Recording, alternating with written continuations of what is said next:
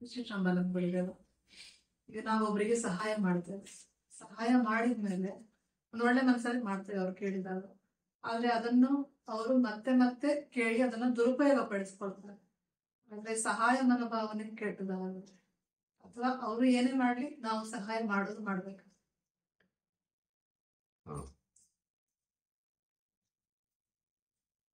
ಒಳ್ಳೆ ಪ್ರಶ್ನೆ ಮಾಡ್ಬೇಕು ಅಲ್ವಾ?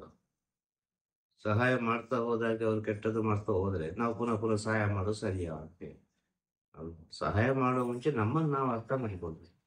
ನಮ್ಮಿಂದ ಆಗ್ತದೆ ಸಹಾಯ ಮಾಡ್ಲಿಕ್ಕೆ ಅಂತೇಳಿ ಒಂದು ವಿಚಾರ. ಸಹಾಯ ಅಂದ್ರೆ ಉಪಕಾರ ಅಲ್ವಾ? ಇದು ಸಹಾಯ ನಾವು ಮಾಡೋದಲ್ಲ, ಇಲ್ಲಿ ಉಪಕಾರ ನಾವು ಮಾಡೋದಲ್ಲ. ಇದು ಸತ್ಯ. ಇಲ್ಲಿ ನಾವು ಅವರ ಸೇವೆ ಮಾಡೋದು, ಉಪಕಾರ ಮಾಡೋದು ಭಗವಂತ. ಈ ಸ್ವಲ್ಪ ಸೂಕ್ಷ್ಮವಾಗಿ ಅರ್ಥ ಮಾಡಿಕೊಂಡು, ಉಪಕಾರ ಮಾಡೋದು ಭಗವಂತ, ಮಾನವರು ಸೇವೆ ಮಾಡೋದು.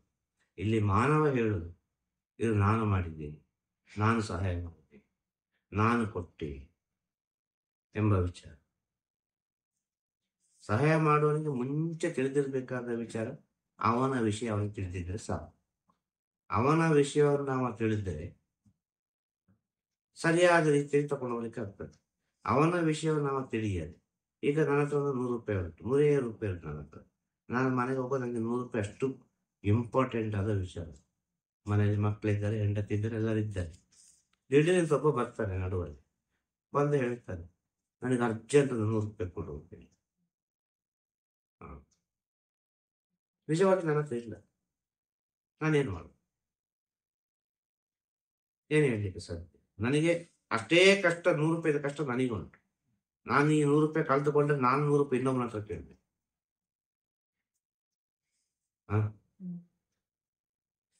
ಇದು ಆಧ್ಯಾತ್ಮಿಕದ ವಿಚಾರ, ಭೌತಿಕದ ವಿಚಾರ ಎರಡು ಒಟ್ಟಿಗೆ ಹೋಗ್ಬೇಕು ಇದರಲ್ಲಿ. ಯಾಕೆಂದ್ರೆ ಸಹಾಯ ಎಂಬ ವಿಚಾರ, ಈ ಉಪಕಾರ ಎಂಬ ವಿಚಾರ, ಇದೆಲ್ಲ ಭೌತಿಕ ಪ್ರಪಂಚದಲ್ಲಿ ಎಲ್ಲರಿಗೂ ಬೇಕಾದಂತ ವಿಚಾರ.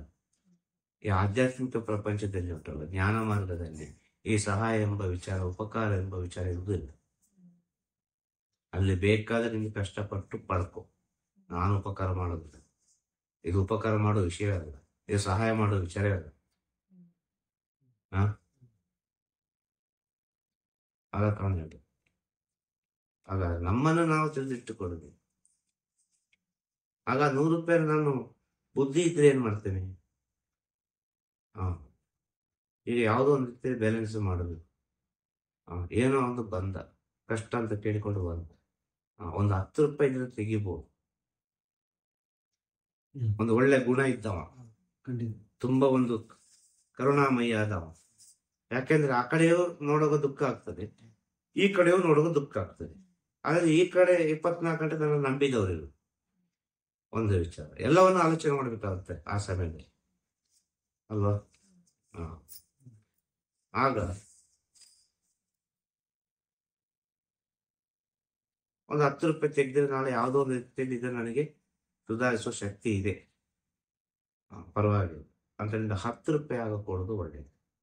ನಮ್ಮ ಪರಿಸ್ಥಿತಿಯನ್ನು ತಿಳಿದು ಒಬ್ಬ ಸಹಾಯ ಕೇಳ್ತಾನೆ, 1 ಲಕ್ಷ ರೂಪಾಯಿ ಕೇಳ್ತಾನೆ ಅಂತ ಹೇಳಿದ್ರೆ ಅವನಿಗೆ 1 ಲಕ್ಷ ಕೊಡುವುದಕ್ಕಿಂತಲೂ ಒಂದು 10,000 ರೂಪಾಯಿ ಕೊಟ್ಟು ಭಗವಂತ ಅಂತೇಳಿ ಕೈ ಮುಗಿಯುವುದು ಒಳ್ಳೆಯದು.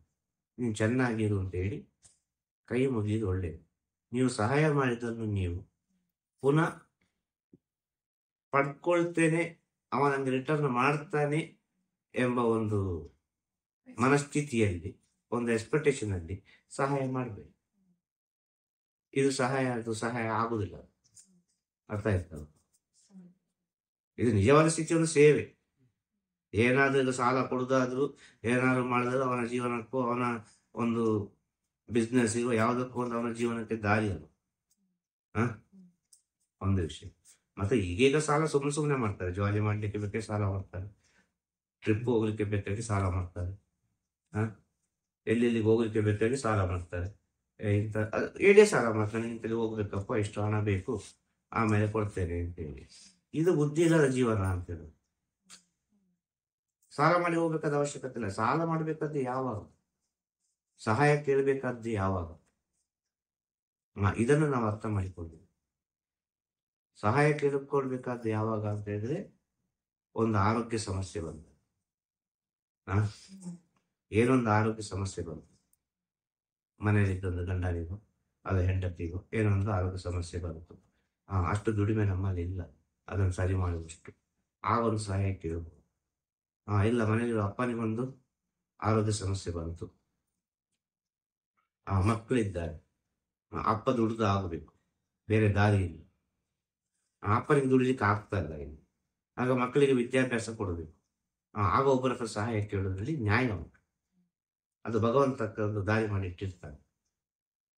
ಆದರೆ ಈಗ ಸಹಾಯ ಕೇಳುವುದೇ ಉಂಟು, ಅದು ಮೋಸ ಮಾಡಲಿಕ್ಕೆ ಸಹಾಯ ಕೇಳುವಾಗಿರ್ತದೆ ಅಲ್ವಾ. 10 ದಿನದಲ್ಲಿ ಕೊಡ್ತೇನೆ, 20 ದಿನದಲ್ಲಿ ಕೊಡ್ತೇನೆ, 1 ತಿಂಗಳಲ್ಲಿ ಕೊಡ್ತೇನೆ ಅಂತ ಹೇಳಿ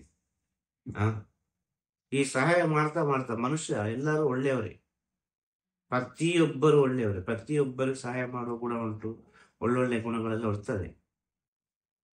ಈ ಗುಣಗಳನ್ನು ಕೆಡಿಸಿದ್ದು ಯಾರು ಗೊತ್ತುಂಟ? ಮನುಷ್ಯರು ಮನುಷ್ಯರಿಗೆ ವಿರುದ್ಧವಾದದ್ದು.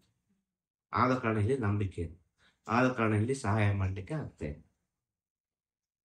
ಕಾರಣ ಏನು? ಸಾಲ ತಗೊಂಡವ ಕೂಡ ಕೊಡುವುದಿಲ್ಲ.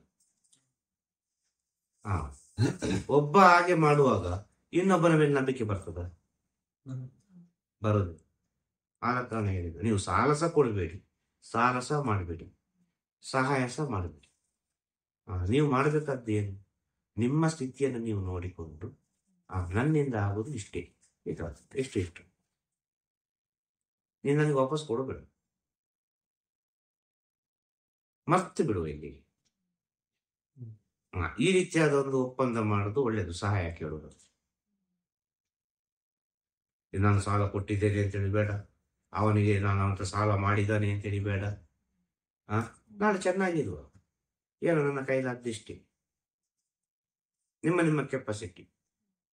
ಇನ್ನು ಬೇಕಾದಷ್ಟು ಉಂಟು ಅಂತ ಹೇಳಿ ಅದು ನಿಮ್ಮ ಜ್ಞಾನಕ್ಕೆ ಬಿಟ್ಟ ವಿಚಾರ, ಬೇರೆ ಅಂತ ಹೇಳಿಕ್ಕೆ ಸಾಧ್ಯ ಇಲ್ಲ. ನಿಮ್ಮ ಜ್ಞಾನಕ್ಕೆ ಬಿಟ್ಟ ವಿಚಾರ. ಬೇಕಾದಷ್ಟು ಎಷ್ಟು ಖರ್ಚು ಮಾಡಿದ್ರೆ ಮುಗಿದಿಲ್ಲ, ಕೋಟಿ ಕೋಟಿ ಕೋಟಿ ಕೋಟಿ ಕೋಟಿ ಉಂಟು ಕೆಲವರ ಹತ್ರ.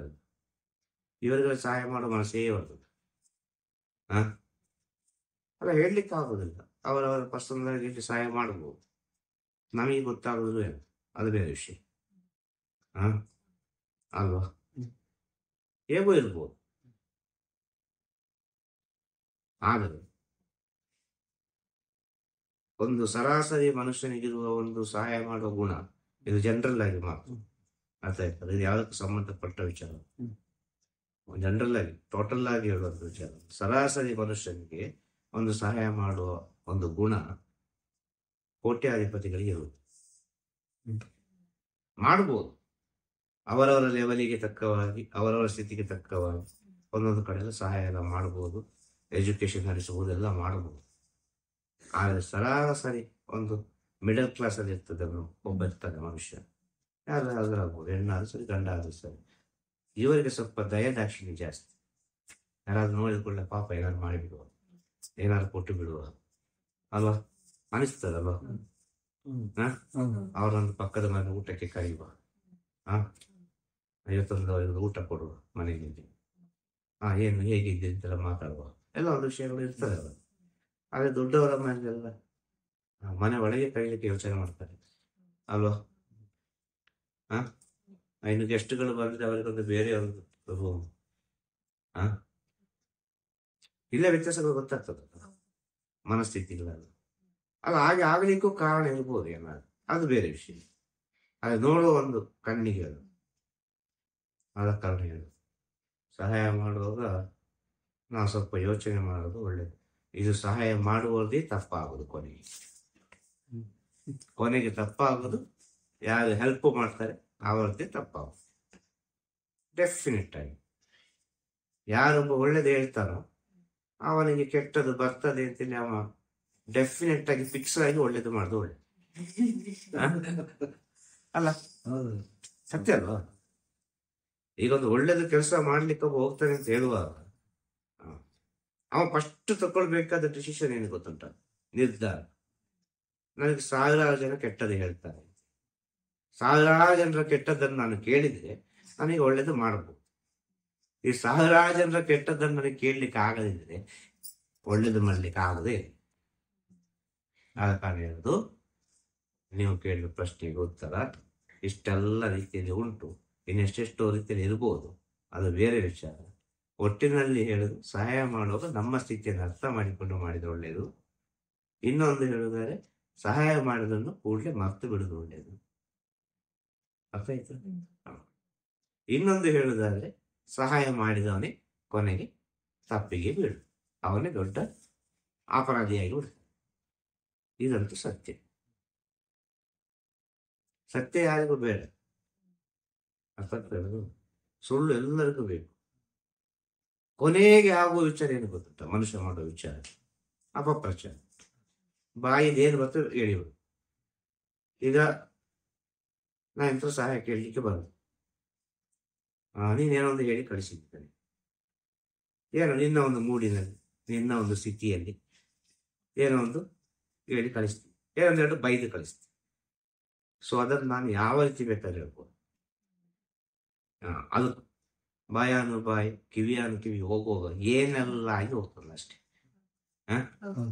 ಇಲ್ಲಿ ಆ ವ್ಯಕ್ತಿ ಏನು ಹೇಳಿದ್ದಾರೆ ಅಂತೇಳಿ ಯಾರು ಕಣ್ಣಾರೆ ನೋಡ್ಲಿ. ಹೀಗೆ ಹೇಳಿದಂತೆ, ಹಾಗೆ ಹೇಳಿದ್ರೆ ನನಗೆ ಹೀಗೆ ಮಾಡಿದ್ರು ಹಾಗೆ ಮಾಡಿದ್ರು ಅಂತ. ಅಲ್ಲಿಗೆ ನೆಕ್ಸ್ಟ್ ಬರುವ ಉಂಟಲ್ಲ, ಅದೇ ಇಂಟೆನ್ಷನ್ ಅಲ್ಲಿ ಬರೋದು. ಹೀಗೆ ಮಾಡಿದ್ರಂತೆ, ಹಾಗೆ ಮಾಡಿದ್ರಂತೆ, ಅದು ಮಾಡಿದ್ರಂತೆ, ಇದು ಮಾಡಿದ್ರಂತೆ. ಅವನ ಇಂಟೆನ್ಷನ್ ತಕ್ಕವಾಗಿ ಅದೇ ರೀತಿ ಸಿಚುವೇಶನ್ ನಡೆದೋಗ್ತದೆ.